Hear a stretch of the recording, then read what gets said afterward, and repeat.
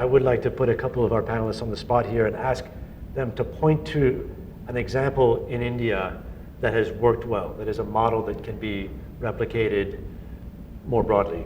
Mira, I'll start with you. Well, I think one of the cities which I certainly hold in very high regard is Jamshedpur, which is the kind of city which was set up, a long time ago. It's the only city in the country where you can drink water out of a tap, or at least it used to be the only city in India where you could drink water out of a tap.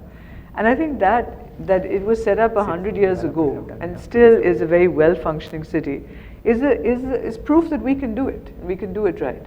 Another very interesting example, was this Magari Pata city in Pune, where the farmers got together and they owned the land and they developed it as a kind of a joint development. I think these are very interesting. Is it Magari Pata or it's Magari Pata? It's more a township. It's about 400 acres, not really a city, but it's named that way. Yeah. But these are very, very interesting kind of concepts where you don't have this enmity between the landowner and what is happening. These are the kind of developments I think we should be talking about. And I think equally Aurobindo down in Pondicherry. Auroville, yeah. Auroville, followers of the Aurobindo movement is probably one of the best places to live in this country. And I think the similarity between Jamshedpur and Auroville is that you have a private organization directly responsible or in some manner responsible to the citizens or in the general good of the city, because their good lies in the good of the city, delivering the entire city's services without much external interference. In both cases, you mentioned the scale is pretty small, especially Auroville. I mean, is there a bigger example? And I will put Vishaan on the spot, and I know you're not based in India, so I will give you the option to give us a global example. Well, no, I'm not going to cop out and give you a global example. I'm actually going to do something shocking, which is say something positive about Calcutta. Which is, and it has, I'm not saying it's perfect by any stretch, but it's interesting if you go out to the older parts of Salt Lake where the city extended itself to the east.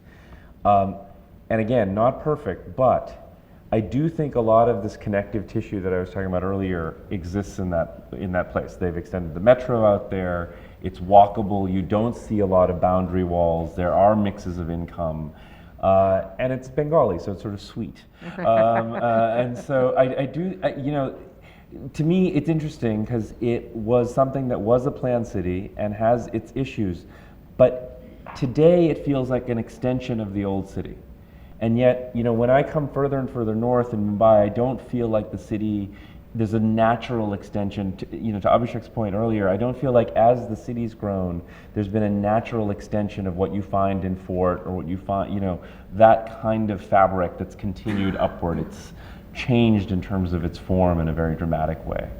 Something nice, yes, something nice about stuff. No, I did the same thing recently. I was a part of a high level group in regional imbalance, and I kept on asking them, this is getting depressing, let's tell each other. And what I found was that there were many success stories. The problem is replicability, because there is this intangible social capital that I have no injection for. But two nice examples that I have come across recently. One is there is something called this Sarthi thing that is there in Pune, which is an IT leverage stuff. Incidentally, the IT thing that you talked about, great, but we need to invest in local language software. We have fantastic broadband connectivity, but that is one. And second, in Mumbai itself, something that I saw is the Sites and Services program that the World Bank had come up with.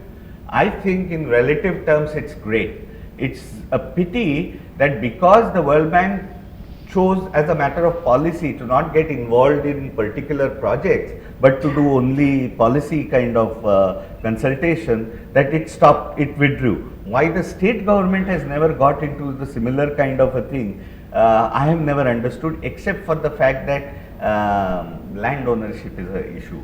Other than that, Sites and Services program in Mumbai that I have seen, not too far a distant suburb, mixed locality development, not in the same building, but incremental kind of, as you do better, you start building one more floor, you are allowed to do that kind of a thing, and surrounded by, I was very impressed by that.